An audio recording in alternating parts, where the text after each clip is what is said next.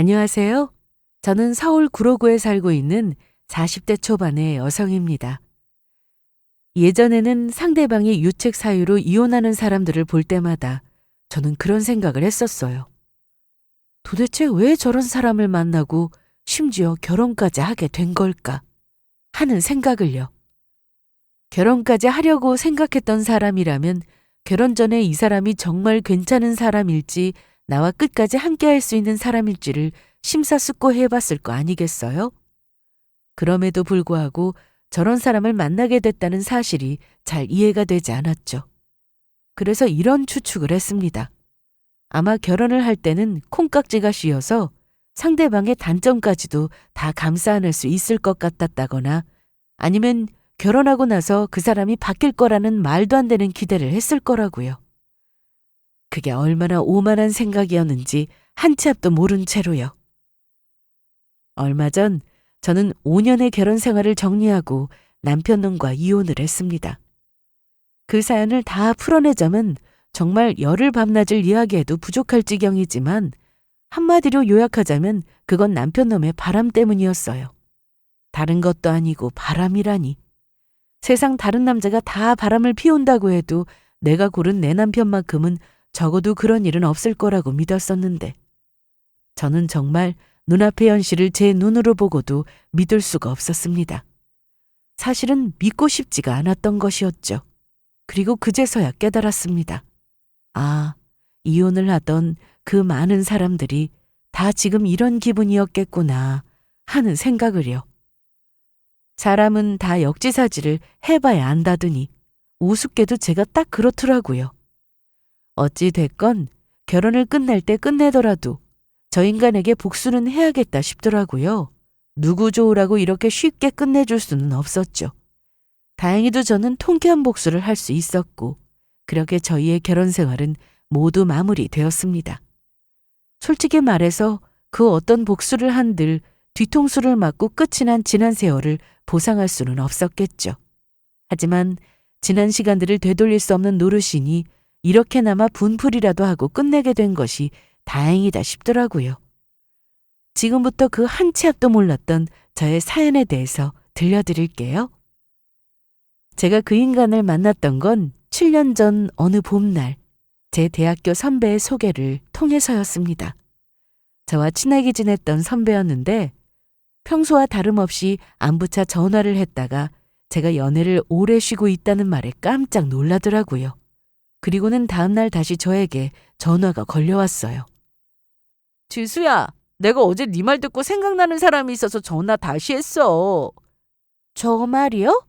너 여러모로 전 남자친구랑 다른 사람이랑 만나고 싶다며. 성격이든 뭐든. 아, 네. 그렇게 말하긴 했었죠. 그리고는 저에게 소개시켜주고 싶은 사람이 있다면서 꼭 한 번만 만나보라고 하더라고요. 사실 솔직히 말해서 저는 그때 연애가 조금 귀찮은 상태였어요. 학교를 졸업하고는 괜찮은 회사에 들어가서 나쁘지 않게 월급도 벌고 있었고 그러다 보니 혼자서 보고 싶었던 공연도 실컷 보러 다니고 그 밖에 다른 취미생활도 즐기면서 자유롭게 혼자만의 시간을 보내고 있는 게 좋았거든요. 바로 직전 남자친구와의 성격이 너무 안 맞아서 자주 다퉜고 그것 때문에 연애라는 행위 자체에 질릴 대로 질린 상태이기도 했었고요.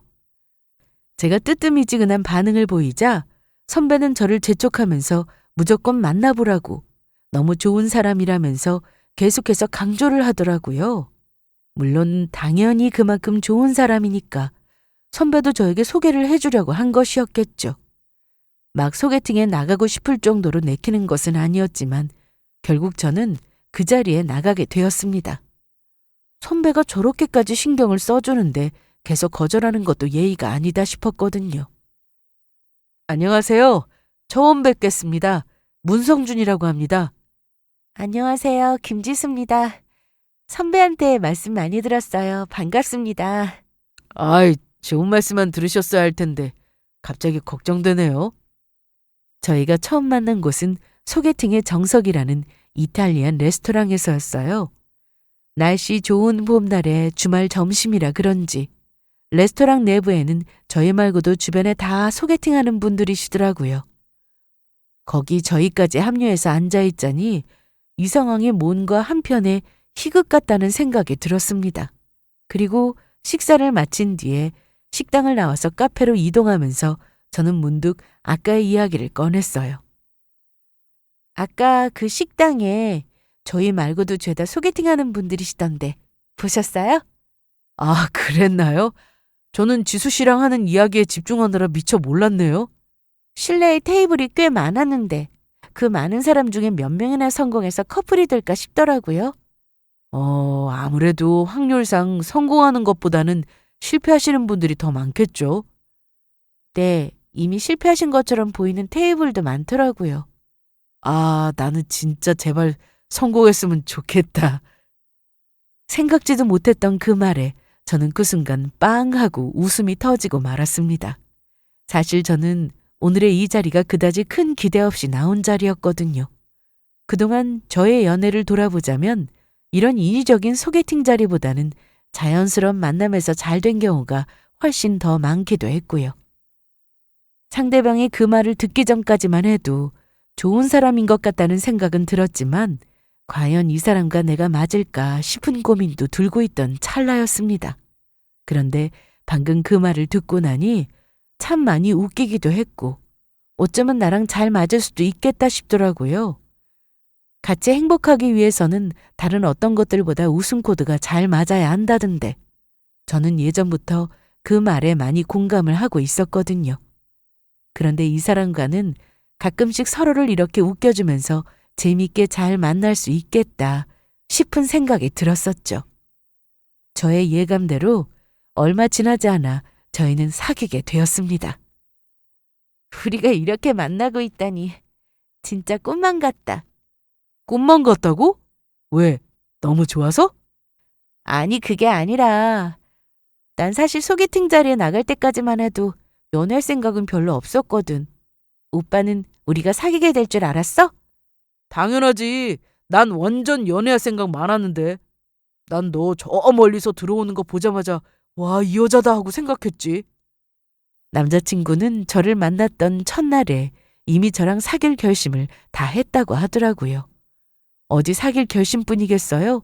머릿속으로는 저랑 이미 결혼식까지 올리고 아들, 딸도 하나씩 낳고 둘 다 머리가 하얗게 새도록 100살까지 행복하게 살았다고 하더라고요. 저는 어이가 없어서 그냥 웃기만 했습니다. 그런데 나 뭐 하나 물어봐도 돼? 뭔데? 나 만나기 전에 전 여자친구랑은 어떻게 헤어지게 된 거야? 문득 갑작스런 제 질문에 남자친구는 눈에 띄게 당황한 얼굴이 되었습니다. 갑자기 그게 궁금해? 우리 이 주제로는 한 번도 이야기를 안 해본 것 같아서. 사실 전 여자친구에 대해 궁금하기보다는 같은 실수를 반복 안 하기 위해서 이별 사유가 궁금한 거야. 저는 예전부터 해왔던 연애관이 있었어요. 그건 새로 연애를 시작하는 것보다 더 중요한 게 바로 직전의 연애를 끝내는 과정이라는 생각이었죠. 그 과정을 보면 그 다음의 연애가 어떻게 흘러갈지도 예상할 수가 있다고 생각했거든요. 솔직한 대답이 듣고 싶은 거지? 당연한 거 아니야? 솔직히 말하면 어머니가 반대하셔서 헤어졌어. 어머니가? 왜 반대하셨는데? 그게 여자친구 직업이 마음에 안 든다고 하셔서 결혼은 절대로 안 된다고 하셨고 어차피 결혼을 못 할 거면 시간 더 끌지 말고 연애도 여기까지만 하는 게 맞는 것 같다고. 서로 좋게 헤어졌어. 아무래도 둘 다 결혼 생각하고 만나야 할 나이였으니까. 남자친구는 직전 연애를 끝낸 지 반년이 넘었다고 하더라고요. 전 여자친구는 아주 작은 회사를 다니는 경리였다고 했고요. 남자친구의 직업은 시청에서 일하고 있는 공무원이었습니다. 7급으로 입직해서 지금은 6급을 달고 있었고 학교도 나름대로 괜찮은 곳을 나왔고요. 남자친구 어머니의 눈에는 전 여자친구의 조건이 아들의 배우자감으로 눈에 차지 않으신 모양이었습니다. 거기까지 듣고 나니 문득 그런 생각이 들더라고요. 만약에 나중에 어머님이 나도 반대하시면 어떡해? 에이, 그럴 일은 없지. 그걸 오빠가 지금 어떻게 알아? 이미 말씀드렸어. 여자친구 생겼냐고 하시길래 대충. 네 이야기 들으시더니 잘 만나보라고 하시던데? 남자친구는 본가에서 부모님과 함께 살고 있었거든요. 매일같이 퇴근 후에 집에만 있던 아들이 어느 순간부터 갑자기 매일 꾸미고 나타나기 시작하니 당연히 연애를 하고 있다고 짐작하셨겠죠. 그리고 그 말인즉슨 저의 조건은 마음에 들어 하셨다는 이야기였습니다. 이걸 기뻐해야 할지 말아야 할지 모르겠더라고요. 물론 반대하셨다는 이야기를 듣는 것보다는 훨씬 낫기는 한데 뭔가 애매한 기분이었습니다. 하지만 그때는 딱히 말로 설명할 수 없는 찜찜한 만을 가진 채로 넘어갔었죠. 그로부터 한참 더 시간이 흐른 후에야 결국 제가 느꼈던 찜찜함의 이유를 알게 되었지만요. 어쨌든 저희의 연애는 결혼할 때까지 물 흐르듯 순탄히 흘러갔습니다. 남자친구는 단점이라는 게 없을 정도로 괜찮은 사람이었어요. 물론 정말로 단점이 아예 없었다는 이야기가 아니라 결혼을 생각하는 정도에서 심각하게 마음에 걸린다 싶은 단점이 없다는 뜻이었습니다. 이 세상에 장점밖에 없는 어디에도 없었고 저도 단점이 많은 사람이었으니까요. 무엇보다 남자친구는 저밖에 모르는 사람이었습니다. 그게 바로 결혼을 생각하면서 제가 그 사람에게 제일 큰 점수를 주었던 부분이었고요. 2년간의 연애 기간 동안 남자친구는 한결같이 저만을 좋아해줬고 또 모든 일의 우선순위에 저를 가장 먼저 올려두는 사람이었습니다. 지수, 네 남자친구는 거의 딸을 키우네? 찐사랑이다, 진짜. 그러니까 오라면 오지, 가라면 가지. 몸이 안 좋은 건 절대로 안 먹는 젓가탈스러운 식단도 다 맞춰주지. 그렇다고 네가 막 너무 성격이 좋고 그렇지도 않잖아. 뭐래. 나도 남자친구한테 잘하거든? 나만한 여자친구 없다. 그래, 너만큼 연애 편하게 하는 애도 없지. 어쩌다 너를 만나서 걔가 그 고생을 하고 있을까? 친구들은 남자친구가 저에게 하는 모습을 보고는 거의 아빠와 딸이라고 하더라고요. 남자친구가 지극정성의 극성이다 싶을 정도로 저를 하나부터 열까지 다 챙긴다고 하면서요. 솔직히 말은 저렇게 했지만 저도 그 점을 알고 있었고 남자친구에게는 무척이나 고마워하고 있었습니다. 제가 성격이 꼼꼼한 편은 아니라서 뭘 잘 잊어버리고는 했는데 남자친구는 세심한 성격이라서 그걸 옆에서 일일이 다 챙겨주고 또 제가 하자는 대로 다 맞춰주고는 했거든요. 그런 건 거의 부모라고 해도 이상하지 않을 정도였죠. 그리고 그 사람의 그런 면모는 저희가 결혼을 한 이후로도 여전히 이어졌습니다. 주변에서는 제 남편을 두고 애처가가 따로 없다면서 혀를 내두르고는 했어요. 집에서 본인이랑 비교되니까 너무 잘하지 말라고 하는 분들까지 있을 정도였죠. 남편과의 결혼 생활은 재미있었습니다. 이 맛에 결혼을 하는 건가 싶을 정도로 매일매일이 즐겁고 또 행복했어요. 연애를 하던 시절에도 막연히 그럴 거라고 예상은 했었지만 결혼하고 나서 남편은 이제는 완전히 제 영혼의 반쪽이라는 생각이 들 정도로 저와 잘 맞았거든요. 여보, 나왔어. 오늘 많이 늦었네. 밥은 먹었어? 지금 차릴까? 밥은 당연히 먹고 들어왔지. 늦게 퇴근하는 주제에 집에서 밥까지 차려달라고 하면 이혼당한대. 누가 그래. 이혼 안 당하니까 집에서 먹어도 돼. 이혼당한 우리 팀장님이 그러시더라. 나 옷 갈아입기 전에 쓰레기 버리고 올게. 피곤한데 내일 해. 아니야, 할 일은 제때 해야지. 금방 다녀올게. 저희 집에 놀러 왔다가 남편이 하는 모습을 보고는 제 친언니가 물어볼 정도였어요. 혹시 너희 남편 집에서 네가 쥐잡듯이 잡니? 라고요.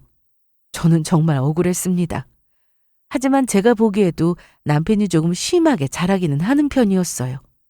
남편은 본인이 먼저 퇴근하면 집안일을 다 해놓고 장까지 봐서 저를 기다리고 있었고 늦게 퇴근하면 제가 귀찮아할까봐 밖에서 저녁도 다 먹고 들어오는 사람이었거든요. 청소든 빨래든 쓰레기 버리기든 제가 입을 댈 구석이 없을 정도로 본인 몫을 알아서 척척 잘했고요. 혹시라도 조금 부족하거나 실수한 부분이 있으면 딱 한 번만 알려주면 다음번에는 무조건 제가 알려준 대로 제대로 해냈고요. 세상에 저희 남편 같은 사람만 있다면 결혼을 왜 하지 않을까 싶을 정도였습니다. 하지만 그런 저희 부부에게도 마음대로 되지 않는 시련이 있었어요. 그건 바로 아이 문제였습니다. 결혼한 지 몇 년이 지나도록 저희 부부에게는 아이가 생기지 않았거든요. 첫 해에는 그저 막연히 아이는 결혼하고 마음만 먹으면 언제든지 생길 수 있다고 생각했어요. 물론 그렇지 않은 사람도 많다는 걸 알고 있었지만 남들이 다 그렇다고 해도 우리 두 사람은 다를 거라고 생각했던 거죠. 하지만 본격적으로 준비했던 2년 차에도 아이는 생기지 않더라고요. 결혼한 지 3년 차가 넘어가면서부터는 슬슬 조바심이 들기 시작했습니다. 2년 동안 자연 임신이 되지 않으면 조금 어려울 수도 있다고 하던데 그런 이야기를 들을 때마다 스트레스도 심해졌고요. 시댁에서도 점점 아이에 대한 압박이 심해지기 시작했습니다. 결혼한 지가 언젠데 왜 아직도 애 소식이 없어? 너희 둘이 너무 신혼처럼 즐기기만 하느라 아이 문제는 뒷전인 거 아니야? 저희도 신경 쓰고 있어요, 어머니. 근데 그게 뭐 저희가 마음대로 생각처럼 되는 일도 아니고요. 그러니까 지금보다 더 열심히 노력을 해야지. 지수 너도 몸에 좋은 거 잘 챙겨 먹으면서 어떻게든 임신을 할 생각을 해야 할 거 아니냐? 이 사람도 노력하고 있다니까요. 병원은 가본 거야? 안 되면 시험관이라도 해야지. 이제는 시댁에 갈 일만 생각하면 머리가 지끈거릴 정도로 힘들었어요. 시어머니는 병원은 가봤냐? 몸에 좋은 한약을 지으러 가야겠다. 노력을 전혀 안 하고 있는 거냐 하시면서 저희를 만날 때마다 들들 볶아대기 시작하셨거든요.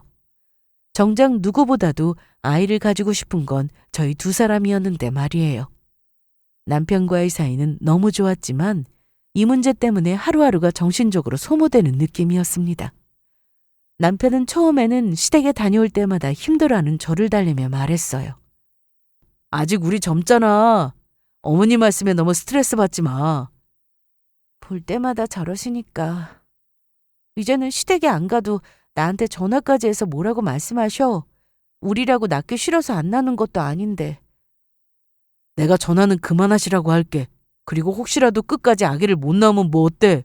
없으면 없는 대로 우리끼리 재미있게 살면 되지. 안 그래? 당신도 아기 가지고 싶잖아. 가지고야 싶지. 근데 그게 원한다고 되는 건 아니잖아. 남편은 아이가 없어도 괜찮다며 저를 달랬어요. 하지만 그 말을 듣고 나니 저는 더 슬퍼지더라고요. 남편도 아이를 그렇게나 좋아하는데 본인을 닮은 자식이라면 얼마나 사랑스럽겠어요. 그래도 저 때문에 괜찮다고 말하는 게 너무 고맙기도 하고 미안하기도 하더라고요. 하지만 남편의 중재에도 불구하고 시어머니의 닥달은 시간이 지날수록 점점 더 심해져만 갔습니다. 저희 시어머니는 원래도 한 성격 하는 분이셨는데 애초에 남편이 꺾을 수 있는 고집이 아니었던 거죠. 저에게 걸려오는 전화가 일시적으로 끊겼던 적도 있었지만 말해도 그때뿐이고 또 얼마 지나지 않아서 다시 문자 세례나 전화 세례가 이어지고는 했습니다. 나중에는 업무 중에 아닐 때는 핸드폰을 아예 무음으로 돌려놨지만 부재중전화에 찍혀있는 시어머니 이름만 봐도 가슴이 두근거릴 정도로 스트레스를 받더라고요. 결국 저희는 4년 차가 넘어갈 무렵 시험관 시술을 선택했습니다. 그것만큼은 정말로 하고 싶지 않았지만 이 고통에서 벗어날 길이 이것뿐이겠다 싶더라고요. 시험관 시술에 거는 신락 같은 기대도 있었지만 시댁에 뭐라도 해봤다는 말이라도 하려면 이거라도 해야겠다는 생각이 들었었거든요. 시험관 시술은 태어나서 제가 겪었던 고통 중에 가장 심한 고통이었습니다. 이런 아픔을 사람이 겪는 게 맞는 건가 싶을 정도였어요. 난임병원에서 긴 대기줄에 서 있던 그 많은 사람들이 다 이런 고통을 감내하면서 아이를 낳을 생각을 하고 있다는 게 새삼 존경스러워질 정도였습니다. 매일 아픈 것도 아픈 것이었지만 온몸에 나타나는 시험관 시술의 부작용도 극심했습니다. 배에 복수가 차고 피가 나오면 안 되는 곳에서 피가 나오고 하는 것들이요. 심지어 정신적인 고통까지 뒤따랐습니다. 일상생활에 지장이 있을 정도로 필요한 것은 물론이었고 매일같이 저를 덮치는 엄청난 우울감에 시달려야만 했어요. 이렇게까지 하는데도 아이가 생기지 않는다는 건 이번 주말에 회사 동기들이랑 부부 동반 모임하기로 했던 거 기억나지? 나 안 간다고 했잖아. 당신 혼자 다녀와. 아, 왜? 나가자. 모처럼 기분 전환도 좀 하고 요즘 당신 계속 집에만 있었잖아. 나가기 싫다고. 지금 몸도 이렇고 꼴도 이런데 어디를 나가. 그럼 하루 종일 이렇게 집에만 있을 거야? 임신할 때까지 아무 데도 안 가고? 사람들 만나는 곳에 가고 싶지가 않다고. 아마도 시험관 시술을 해보신 분들이라면 제 심정을 이해하실 겁니다. 몸도 마음도 전부 여유가 없을 정도로 망가져 있었는데 누구를 만나러 나갈 정신이 어디 있겠어요. 심지어 내 지인이나 친구들도 아니고 남편 회사 동료들을 만나는 자리라면요. 그런데도 남편은 집에만 있는 제가 답답했는지 자꾸 나가자면서 철없이 저를 조르기 시작했습니다. 그렇게 잘 맞는 것 같던 남편이 처음으로 이해가 되지 않는 순간이었어요. 그 이후로도 이런 일들은 계속해서 반복되었습니다. 시험관 시술을 해도 남편에게는 바뀌는 게 하나도 없었으니 달라진 저의 모습을 전혀 이해하지 못하더라고요. 그럼 또 저는 저대로 남편은 옆에서 주사 한 대 맞아본 적도 없으면서 이런 것 하나 이해해주지 못하는 건가 싶어 서운했고요. 저희는 점점 서로를 이해하지 못하고 있었습니다. 남편은 저에게 짜증을 부리기 시작했고 심지어 전에 없던 말다툼도 자주 벌이게 되었고요. 사소한 일로 저에게 빈정거리기도 했고 서로에게 상처를 주는 말도 서슴지 않고 하더라고요. 뭐든지 저와 함께하는 걸 좋아하던 남편은 점차 야근이네 약속이네 하면서 밖으로 나돌기 시작했고요. 그쯤 되자 저는 이제 이 임신이 우리에게 어떤 의미가 있는지에 대해서 생각하게 되었습니다. 남편이 저에게 저렇게 행동하고 우리 사이가 이렇게 되었는데 아이가 태어나는 게 과연 의미가 있는지에 대해서도요. 저는 한계에 부딪히고 있었어요. 그리고 이 문제에 대해서 남편과 진지하게 의논을 해야겠다는 생각이 점점 더 깊어지고 있던 어느 날이었습니다. 여보, 그동안 내가 미안했어. 갑자기 무슨 소리야?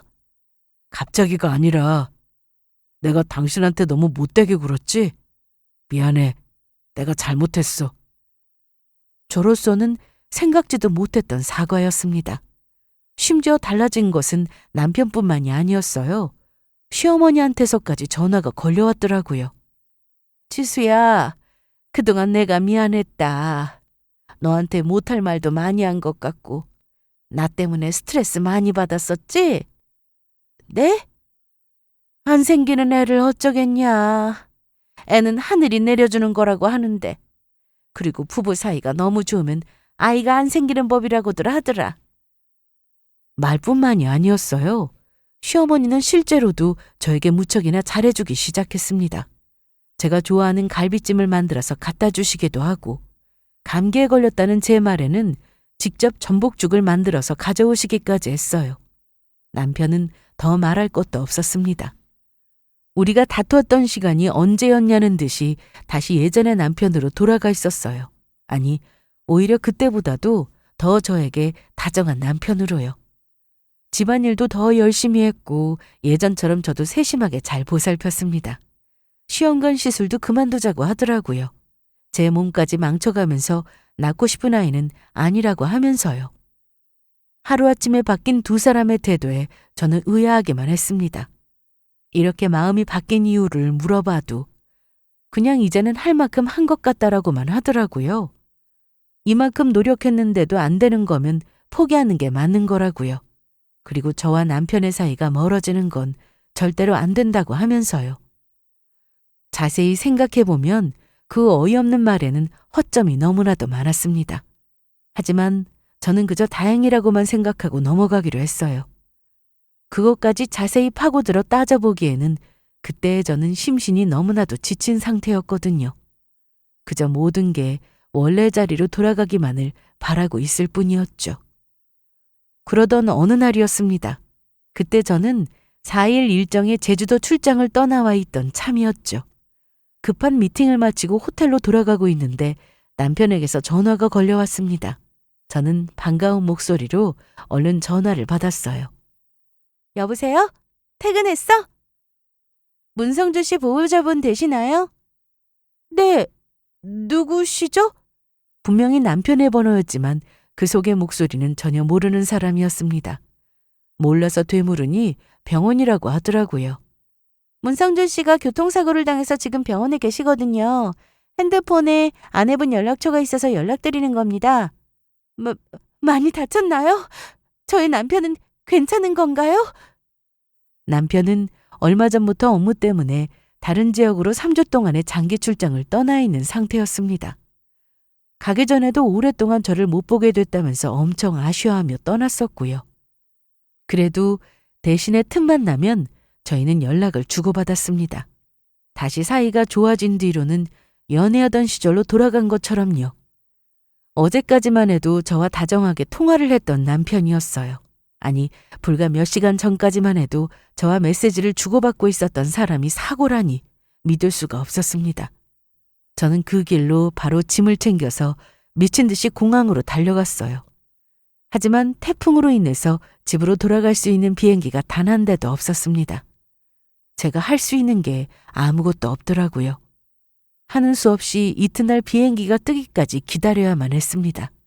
다행히 그날 몇 시간 뒤에는 몇 가지 검사를 끝냈다는 남편과 통화도 할 수 있었어요. 여보, 괜찮아? 많이 놀랐지? 미안해. 나 지금 괜찮으니까 당신 괜히 여기까지 올 필요 없어. 진짜 괜찮은 거 맞아? 그래도 내가 가야지. 아니야, 일하러 갔는데 뭐하러 와. 검사해보니까 괜찮다고 해서 나 내일은 바로 퇴원할 수 있을 것 같아. 신경 쓰지 마. 남편은 저에게 정말로 괜찮다면서 계속 오지 말라는 당부를 했습니다. 사실 이번 출장이 회사에서는 중요한 건이었거든요. 제가 팀장이었기 때문에 쉽게 빠질 수 있는 자리는 아니었고요. 목소리를 들어보니 생각보다는 괜찮은 것 같아서 저도 일단은 알겠다고 대답을 했습니다. 하지만 아무래도 안 되겠더라고요. 제 눈으로 직접 봐야지 안심이 될 것만 같았어요. 이튿날 저는 비행기가 뜨자마자 바로 인천공항으로 향했습니다. 그리고 남편이 있다는 서울의 한 병원으로 달려갔고요. 병원 앞까지 도착하자 어젯밤 전화를 끊고 나서 문득 제가 들었던 의문이 다시 떠올랐습니다. 분명히 출장지인 지방에 있어야 할 사람인데 왜 그곳이 아닌 서울에서 교통사고가 난 건지 그게 이상하더라고요. 하지만 어제는 그걸 물어볼 상황도 아니었고 그럴 경황도 없어서 속으로만 생각하고 있었죠. 저는 데이트에서 남편이 입원한 호실을 안내받아 곧장 올라갔습니다. 그런데 병실 앞에 도착하자 익숙한 얼굴이 문을 열고 나오고 있었습니다. 바로 저희 시어머니였어요. 어머님, 네가 여기는 어쩐 일이냐? 너 제주도에 있다고? 시어머니는 저를 보자마자 소스라치게 놀라면서 그 자리에 멈춰 서시더라고요. 저는 반갑게 시어머니에게로 다가갔습니다. 네, 제주도에 출장 가 있었는데 아무래도 너무 걱정이 돼서요. 그래도 제가 그이 옆에 있어야죠. 어떻게 어머님께 연락이 갔었나 보네요? 저는 어머님 걱정하신다고 남편이 연락하지 말라고 해서 안 드렸던 건데. 그렇게 됐다. 그런데 시어머니의 표정이 좀 이상하더라고요. 저를 보면서 반가워하시는 기색이 아니라 뭐랄까 너무 놀라시는 얼굴이라고 할까요? 게다가 등 뒤로는 황급히 병실 문을 닫으시는 게 보였습니다. 당연히 제가 이상한 생각이 들지 않았겠어요? 저는 병실 문을 열고 들어가려고 했습니다. 그런데 시어머니께서 문 앞을 떡하니 가로막으시더라고요. 어머님, 성준이 큰 문제도 없다는데 너는 다시 회사로 가든지 이만 집으로 돌아가거라. 여긴 내가 지키고 있으마. 그래도 제가 있어야죠. 여기까지 왔는데 얼굴도 봐야 하고요. 내가 간호한다니까. 번잡스럽게 너까지 들락거릴 필요 없어. 공연히 정신만 사납게. 그게 대체 무슨 말씀이세요? 어머니는 한사코 저를 못 들어가게 막고 있었습니다. 저희 시어머니가 또 한 덩치 하셨거든요. 그런 분이 문 앞을 아예 가로막고 있는데 얼마나 기운이 세신지 비집고 들어갈 수조차 없더라고요. 이쯤 되니 저는 이제 별의별 생각이 다 들기 시작했습니다. 남편이 혹시나 크게 다친 게 아닌가 싶은 생각이었죠. 그렇지 않고서야 이렇게까지 저를 못 들어가게 막을 이유가 없었으니까요. 죄송해요, 어머니. 자꾸 떠오르는 불길한 생각에 결국 저는 시어머니를 밀치고 병실 문을 열어젖혔습니다. 그런데 그 다음 순간 제 눈앞에 보인 광경에 저는 입을 틀어막을 수밖에 없었습니다. 여보! 저를 본 남편이 아주 귀신이라도 본 듯이 기겁을 하면서 침대에서 벌떡 일어나더라고요. 하지만 제 눈길이 멈춘 곳은 남편이 아니었습니다. 남편의 바로 옆에서 울고 있는 어떤 여자였어요. 그것도 품에는 갓난아기를 안고서요. 이 사람은 누구야? 상준이 친구야. 놀라서 곧바로 제 뒤를 따라 달려들어온 시어머니는 제 앞을 가로막으면서 남편 대신에 대답을 했습니다. 저는 자꾸 앞을 막는 시어머니를 피해서 남편에게 다가갔어요. 당황한 얼굴을 했던 남편은 그 말을 듣자 다급하게 고개를 끄덕였습니다. 내 친구인데 마침 같은 병원에 있었더라고. 지나가다 우연히 보게 돼가지고 그래서 문병 온 거야. 문병? 제 말에 그 여자는 황급히 눈물을 닦으면서 가볍게 목례를 건네더라고요.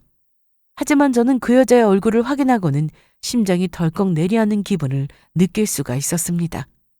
그 여자의 얼굴을 알아볼 수가 있었거든요. 그 여자는 남편의 전 여자친구였습니다. 언젠가 우연히 남편의 SNS에서 보게 됐던 사진 속에 바로 그 여자였죠. 다른 사람도 아니고 그런 얼굴을 제가 어떻게 잊을 수가 있었겠어요? 남편은 제가 전 여자친구의 얼굴을 알고 있을 거라고는 꿈에도 생각하지 못하는 눈치였습니다. 그러니 제 앞에서 저렇게 뻔뻔한 거짓말을 하고 있겠죠. 남편의 병실에 전 여자친구가 찾아왔다는 사실만으로도 기가 막힐 노릇인데 저를 더 황당하게 한 것은 그녀가 안고 있는 아기였습니다. 제 시선이 그쪽으로 향하자 세 사람은 더 깜짝 놀라는 눈치였고요. 남편의 곁에서 아기를 안고 울고 있는 여자. 이걸 도대체 어떻게 해석해야만 했을까요? 저는 아무리 생각해봐도 단 한 가지 사실밖에 떠오르지 않았습니다. 저 셋이 무조건 엮여 있을 거라는 그런 끔찍한 생각이었죠. 너희들 뭐야? 무슨 소리야, 여보? 내 친구라니까. 친구 아닌 거 알고 있으니까 좀 닥쳐봐. 제 입에서 나온 욕에 남편은 큰 충격을 받은 얼굴이었습니다. 그럴만도 했죠. 지금까지 살면서 단 한 번도 이렇게 심한 말을 한 적이 없었으니까요. 진짜 친구라고 몇 번을 말해? 무슨 생각을 하는 거야? 당신 진짜 왜 이래? 저 아기는 누구 애야? 설마 당신 애야? 지수야! 미치겠네 정말. 무슨 오해를 하고 있는 거야? 남편 놈은 제가 말도 안 되는 오해를 하고 있다며 펄펄 뛰었습니다. 억울하다면서 어찌나 열을 올렸는지 얼굴까지 온통 다 새빨개진 채로요. 어쩌면 저도 저 얼굴을 보고는 믿을 수도 있겠다 싶더라고요. 저 여자의 정체를 모르고 있었다면 말이에요. 남편 놈의 옆에서는 시어머니까지 가세해서 저를 미친 여자로 몰아가고 있었습니다. 아니 얘가 뭘 잘못 먹기라도 했나? 도대체 교통사고 당한 남편한테 한다는 소리가 이게 다 뭐야? 너 진짜 제정신이니? 어머님도 그러시는 거 아니에요. 이게 지금 거짓말로 숨길 수 있는 일이라고 생각하세요? 제가 그렇게 우습게 보이시냐고요? 여보. 야, 유전자 검사 한 번이면 바로 나와. 설마 너 몰라서 이래? 제가 유전자 검사 이야기를 꺼냈음에도 불구하고 남편 너무 완강했습니다. 절대로 아니라고 목에 핏대를 세우더라고요. 그럼 유전자 검사 해보자고 했더니 남의 애랑 내가 왜 유전자 검사를 하냐면서 저더러 미쳤다고 했고요. 오냐, 어디 한번 끝까지 해보자 싶었죠. 저는 곧바로 병원을 나와 아는 변호사에게 전화를 걸었습니다. 제 사촌 오빠였죠. 저는 사촌 오빠를 만나서 사정을 설명하고 곧바로 친자 확인 검사와 이혼 소송 준비에 들어갔습니다. 저는 100%저 아기가 남편 놈의 자식이라고 확신하고 있었거든요. 세 사람의 반응을 보면 알 수 있었죠. 그 사이에 남편 놈은 급하게 퇴원 수속을 밟고 집으로 돌아왔습니다. 저를 쫓아온 것이었겠죠. 그 여자와 자식은 어디로 빼돌렸는지 이미 사라진 뒤였고요. 사라졌다고 해도 친자 확인 검사를 할 방법은 얼마든지 있었습니다. 남편 놈은 그걸 모르는 모양이었지만요. 남편 놈은 끈질기게 저를 붙들고 이 상황을 이해시키기 위해 애를 썼습니다. 하지만 저는 며칠 후 그 인간에게 이혼 서류를 내밀었어요. 당신 진짜 나랑 이혼하자는 거야? 정말로? 그럼 이게 장난으로 보여? 여보, 제발. 유전자 검사는 절대로 못하겠다고 했지? 이혼 소송 진행하면서 친자 확인 소송 같이 진행할 거니까 그런 줄 알고 기다려. 아, 상간녀 소송도 같이 할 거야. 끝까지 그냥 아는 친구라고 우기던 남편 놈은 결국 이혼 서류를 받고서야 저에게 사실을 털어놓으면서 싹싹 빌기 시작했습니다. 계속 만났던 거 아니야. 그냥 당신이랑 사이 안 좋을 때 그때 우연히 연락이 와서 다시 만나게 된 거야. 그게 다였어. 정말이야. 전 여자친구가 맞다고 실토하더라고요. 시어머니가 결혼을 반대해서 헤어졌었다던 그 사람이 맞다고요. 저와는 계속 사이가 좋지 않았고 오랜만에 만났던 전 여자친구는 자신과 너무 잘 맞는 것 같았다고요. 그렇게 제 눈을 피해서 가끔씩 만나고 있었는데 어느 날 갑자기 임신한 지 4개월이 됐다고 고백을 하더랍니다. 자기 아이라고요. 그렇게 가지고 싶어 했던 아이가 하필이면 전 여자친구에게서 생기다니 낳을 수도 없고 지울 수도 없는 상황 속에서 고민만 하다가 시간은 흘렀고 결국 아이를 낳아야겠다는 생각이 들었다고 하더라고요. 거기에는 시어머니의 의견도 있었다고 합니다. 무조건 낳으라고 했다고요. 출장이라는 것도 다 거짓말이었네? 너 계속 서울에 있었다는 거잖아. 출퇴근만 그 여자 집으로 한 거고. 미안해. 어쩔 수가 없었어. 출산 막달이 되어서는 저 인간이 저에게는 지방 출장이라고 거짓말을 하고 그 여자가 아기를 낳을 때까지 옆에서 돌봐주고 있었던 것이었습니다. 아주 살림을 차리고 함께 살면서요. 그러다 어제 출근해 있는데 아기가 급하게 나오려고 해서 먼저 병원에 갔다는 연락이 왔다고 하더라고요. 그것 때문에 남편 놈은 조퇴를 하고 급하게 병원으로 차를 운전하다가 사고가 난 것이었습니다. 저는 그런 줄도 모르고 출장지에서 그 난리를 치면서까지 돌아온 것이었고요. 여기까지 모든 사실을 다 듣고 나니 더 기가 막혔습니다. 남편놈이 저와 사이가 멀어졌던 것은 고작 1년 남짓이었습니다. 시간을 따져보니 저와 그렇게 되자마자 곧바로 다른 여자를 만났다는 뜻이었어요. 그럼 그동안 우리가 함께 살았던 그 시간들은 다 뭐였는지 되묻고 싶었습니다. 아기 낳고는 어떻게 할 생각이었니? 아기는 낳더라도 나 당신이랑 헤어질 생각 전혀 없었어. 뭐라고? 아기는 아기고 결혼은 별개잖아. 그 사람이랑은 당신이랑 사이가 안 좋아서 잠깐 만났던 것뿐이야. 내가 결혼한 사람은 당신이라고. 너 진짜 머리가 좀 어떻게 된 거 아니야? 그럼 혼외 자식은 어떻게 하게? 나랑 이혼할 생각도 없었으면서 애도 낳으려고 했다고? 이게 말이 돼? 진짜 기가 막혀서 말이 안 나오더라고요. 지금이 뭐 옛날처럼 밖에서 첩에 혼외 자식까지 두는 시대인 것도 아니고 저랑 이혼할 생각이 없었다면서 애는 또 애대로 낳을 생각을 했다는 사실이 그냥 어이가 없었죠. 도대체 저 머릿속을 이해할 수가 없더라고요. 그러자 남편 놈은 저에게 더 격하게 매달려 빌기 시작했습니다. 자기가 이해가 안 될 건 알지만 그게 정말 진심이라고요. 전 여자친구를 만난 건 실수였고 나도 후회가 되는 부분이야. 근데 아기는 죄가 없잖아. 난 오히려 다행이라고 생각도 했어. 이렇게라도 자식이 있으니까 어머니도 자식 이야기는 더는 안 하실 거고 그러니까. 너 설마 정말로 그렇게 생각한 거야? 그 정도로 사리분간이 안 됐다고? 지수야. 그전에는 네가 이해가 안 됐는데 이제는 너를 이해하고 싶지도 않다. 저는 남편놈의 그 뻔뻔함과 안일함에 치가 떨렸습니다. 이 상황까지 와서도 반성은 말뿐이었어요. 아기는 죄가 없다느니 본인도 어쩔 수 없었다느니 하면서 끝없이 핑계만 반복하고 있더라고요. 나중에 도착한 시어머니는 한술 더 떴습니다. 아기는 걱정 마라. 아기 엄마랑 내가 다 키울 거니까. 너한테 남의 자식 키우라고 안 해. 그러니까 너도 이쯤에서 그만하고 너희 남편 용서해. 지금 이 마당에 제가 아기를 키우게 될까 봐 걱정하고 있는 것 같으세요? 네가 못 낳던 아기 남이라도 낳아주면 고마울 일 아니냐? 방금 그 말 진심이세요? 솔직히 살다 보면 별의별 일 다 생기고 이런 일로 다 이혼하면 남는 부부가 어디 있겠니? 너 하나만 좀 참으면 될 것을 꼭 이 사달을 만들어야겠어? 저는 이제 저 집안 인간들을 이해하는 것을 포기하기로 했습니다. 모든 이야기를 다 전해 들은 저희 사촌 오빠도 그냥 깊게 생각하지 말라고 하더라고요. 원래 바람을 피우는 것들이 이해가 되는 행동을 하는 족속들이 아니라고요. 저는 예정대로 소송에 들어갔습니다.